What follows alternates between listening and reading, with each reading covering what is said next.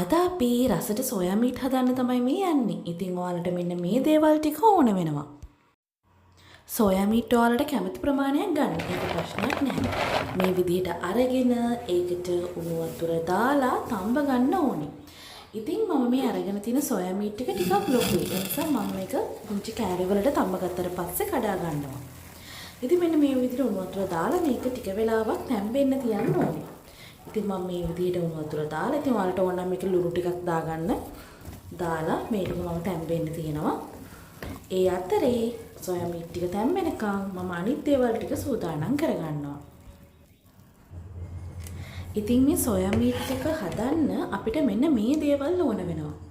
ඉතින් හීනියට කපාගත්ත ලුණු ටිකක්, තලාගත්ත සුදු ලුණු ටිකක් මම පොත්තත් එක්කම තමයි සුදු ලුණු ටික තලාගෙන තියෙන්නේ. ඉතින් එතකොට මේකේ රසය ගොඩක් වැඩි. ඒ නිසා සුදු ලුණු මම පොත්තත් එක්කම තලාගෙන තියෙනවා. ඊට පස්සේ අමු මිරිස්, ඊට පස්සේ තක්කාලි, රම්පේ කරපිංචා මෙන්න මේ දේවල් අවශ්‍ය වෙනවා. ඊට පස්සේ මම පෑන් එකක් ලිපේ තියලා ඒකට පොල් තෙල් ටිකක් දාගන්නවා. ඊට පස්සේ තෙල් ටික රත් වෙගෙන ඉද්දි මම අබ ටිකක් මේකට එකතු කර ගන්නවා. ගින්දර අඩුවෙන් තියාගන්න. ගින්දර අඩුවෙන් තියාගෙන මේ විදිහට අබ ටික රත් වෙනකන් ඉන්න ඕනේ අපි. අබ ටික රත් වෙන අතරේ මම කුරුඳු ටිකකුත් මේකටම එකතු කරනවා. කුරුඳු ටිකකුත් දාගෙන ටිකක් තෙලෙන් පැද ගන්න ඕනේ. මේ දෙක මෙහෙම පැදෙනකොට ඊට පස්සේ අපි අර කලින් සූදානම් කරගත්ත සුදු ලුණු, ඊට පස්සේ ලුණු, අමු මිරිස්, ඊට පස්සේ රම්පේ කරපිංචා මෙන්න මේ දේවල් ටික මේකට එකතු කරගනිමින් ටෙම්පරාදු කරගන්න ඕනේ. ඉතින් මේ ටික හොඳින් පැදෙන්න ඕනේ. ඉතින් අපි මේ වෙලාවේදී මෙන්න මේ දේවල් ටික එකතු කරලා ලිපේ ගින්දර අඩු කරලා ටෙම්පරාදු කරගන්න ඕනේ.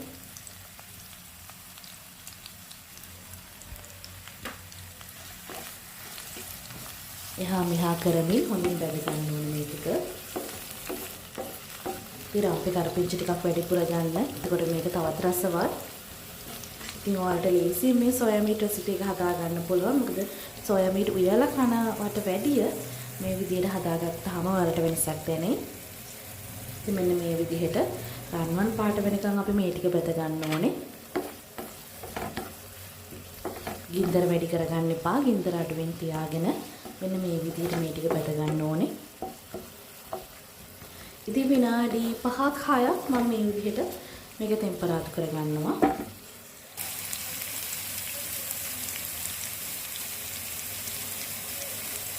මේ ටික ටෙම්පරාදු වෙන අතරේ දැන් ටිකක් මේක හොඳින් බැදිලා තියෙන්නේ. මම මේකට මිරිස් කුරු ටිකක් එකතු කරගන්නවා. මිරිස් කුරු ටික එකතු කරගත්තට පස්සේ තව කහ කුරු ටිකකුත් මම මේකට එකතු කරගන්නවා. මිරිස් කුරු ටිකක්, කහ කුරු ටිකක්, ඊට පස්සේ ලුණු කුරු ටිකකුත් එකතු කරගන්න ඕනේ.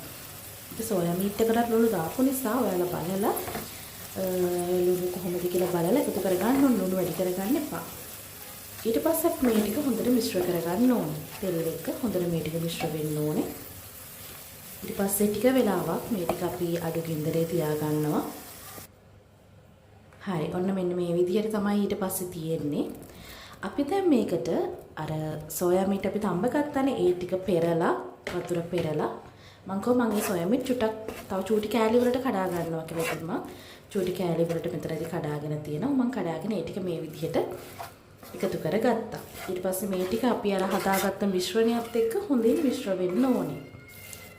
ඊට පස්සේ මේ විදිහට හොඳට මිශ්‍ර කරගන්න ඕනේ. මේ ටික මිශ්‍ර කරගන්නකොට මතක තියාගන්න ඕනේ අපි මේක අඩු ගින්දරේ තියාගන්න ඕනේ. ඒ අතරේ මම තක්කාලි ටික මේකට එකතු කරගන්න. අපි තක්කාලි ටික අන්තිමට තමයි මේකට එකතු කරගන්න. අපි මිශ්‍රණය හදාගත්තට පස්සේ සෝයා මීට් ටික එකතු කරාට පස්සේ මේ මිශ්‍රණයට ඊට පස්සේ තමයි අපි තක්කාලි ටික මේකට එකතු කරගන්නේ.